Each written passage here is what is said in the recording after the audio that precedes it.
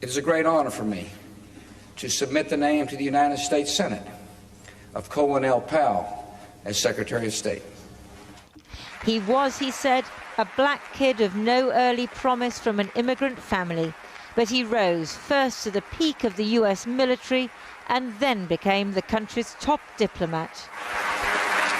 Thank you very much. Thank you. When the US drove Iraqi forces out of Kuwait in 1991, he was the chairman of the Joint Chiefs of Staff, popular with both the troops in the field and politicians back home. A disciplined but affable leader. Would you say nice to be here? Glad you could be here. Oh. After his memoir was published 4 years later, talk swirled of him running for president. He had an easy charm, even with pesky interviewers. We are now in a warless situation as far as our superpowers are concerned. We have many wars, as in Bosnia. Yeah. And one wonders why, in an era of unprecedented superpower peace, anyone needs a general. Now, sir, I resent that. We will always need generals, even in peace. The greatest responsibility of generals is to keep the peace. Well, that's a good question. But his wife, Alma, whom he married in 1962, dissuaded him from running, fearing for his safety. Instead, he was appointed Secretary of State under George W. Bush and Dick Cheney, a lone moderate amongst the neocons, his attempt to stall another war with Iraq doomed to failure. His presentation of the case for war at the UN in February 2003 became notorious. Ever the good soldier, he was obeying orders, he said. Less than a teaspoon of dry anthrax, a little bit about this amount. UNSCOM estimates that Saddam Hussein could have produced 25,000 liters, and Saddam Hussein has not verifiably accounted for even 1 teaspoonful of this deadly material. But the intelligence on which the presentation was based proved unreliable. Saddam Hussein had not retained weapons of mass destruction. Colin Powell's reputation was irrevocably damaged. In the war that followed, Saddam Hussein was ousted, but the instability unleashed across the region has repercussions still. I submitted my resignation as Secretary of State to President Bush on Friday. Powell later resigned, partly because of disagreements over the war in Iraq. He pulled back from the Republican Party, endorsing Democrats from Barack Obama onwards. Those in the current administration showed their affection and respect today. He has been my mentor for a number of years. He always made time for me, and I could always go to him with tough issues. He always had great counsel. He told his staff that they didn't need to worry about getting him fancy lunches. Hamburgers and hot dogs were just fine. When he hopped onto the elevator, he'd pull others on with him. He didn't bother with formalities. Colin Powell said he simply wanted to be seen as a successful soldier who served his best. Well, joining me now from New York is David Petraeus, a former US Army general and director of the CIA. General Petraeus, what is it, do you think, that politicians in Washington kept seeing in Colin Powell? Well, they saw extraordinary leadership. They saw extraordinary judgment. They saw extraordinary capabilities in dealing with others. That affability that was described in the piece was very real and something that all of us experienced. He was a tremendous mentor to everyone, including to me, as well as you heard, Secretary of Defense Lloyd Austin and many, many others. He was inspirational. He was a role model. He was a trailblazer. He wasn't just the first Black Secretary of State. He was the first Black National Security Advisor to President Reagan. He was the first Black Chairman of the Joint Chiefs and, of course, oversaw the invasion of Panama and the Gulf War, 2 very successful campaigns. But at the end of the day, I think it really was a combination of this strategic judgment that he had, true leadership, presence, energy, example. All these elements were present in one individual. And that's why this loss is really such a tragedy.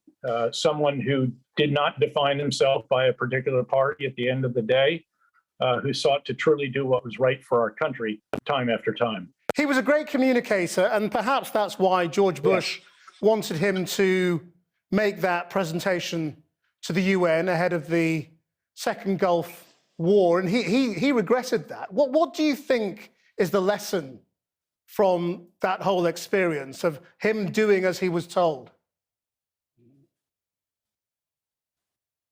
Well, he was also a great team player and a great team builder, and more qualities that he had. But frankly, in this particular case, afterward, needless to say, he felt let down. He felt he hadn't scrutinized this sufficiently, needless to say. He acknowledged publicly that this was a blot on his record and that this would be, as he put it, a line in his obituary, and it has been, needless to say. But he was, at the end of the day, again, always the good soldier. And the good soldier was asked to make the best case possible, obviously well before we realized that that case was flawed. I might add, I was on the end of the policy implementation. I was a two-star general, commanded the great 101st Airborne Division in the invasion that resulted from that particular sequence of events. I don't remember him coming over afterwards. Again, we were quite close. He sought me out a couple of different times in the four-star positions, in particular as the director of the CIA, and subsequently, and was a source of wonderful wisdom, wonderful counsel. But he knew that he'd gotten that one wrong. And what do you think it tells us about generals going into politics? I mean, there was, he had his moment in the 90s where he could have run, and since then we've seen speculation over Wesley Clark, over you. Is there a lesson here that maybe the time for generals to go into politics is over? Well, I don't know. I mean, again, by the way, I'm not implying anything. I don't even vote, register, endorse, contribute, or anything. I try to be truly non-political, and I think that's generally what former high-ranking officers should do. I certainly should vote. That's a personal choice of my own. But perhaps just as what do they say? War is too important to be left to the generals. Perhaps politics is too important to be left to the politicians from time to time, especially, frankly, when you look at the contemporary landscape in some of the countries around the world and the hyperpartisanship. Perhaps it is someone like a Colin Powell who could generate the kind of enthusiasm and considered support and, if you will, moderation in certain of the passions that have been inflaming our politics. So I would be very loath to draw any kind of conclusion that would say that any particular group should ever be excluded, although I think any particular group always ought to be very, very wary of such a step. And certainly, especially if one was a high-ranking officer, and then could unfortunately politicize those who are still in uniform. And I think the reason that many of us former retired four stars in particular have tried to stay away from politics is because we don't want to make life more difficult for those who are still wearing the uniform. I just wondered, did you ever talk to him about race? Because he didn't make a lot of his own achievements, even though he was the first in so many things, the first black man to achieve so many different things. Why didn't he talk about it more? Well, he did. I heard him reflect on this on many occasions, personally, and certainly in his memoir after he retired from the military and so forth. I mean, he was very open about what it was like to serve as a young commissioned officer at Fort Benning, Georgia, for example, in the South, where on base everything was desegregated and off base it was not. You still had separate but equal. He went off to the Vietnam War and came back to a country that still had vestiges of segregation. And indeed, he was a trailblazer. He was, but he earned this. He didn't get this because of some policy or someone trying to give him preference because of the color of his skin. He got it because of his sheer ability and the qualities that he brought, which were so extraordinary. In that presence factor. I enjoyed seeing those clips where you showed him with soldiers and how at ease he was with them, and always joking, this very deep laugh that he had that it could never fail to bring you along with it.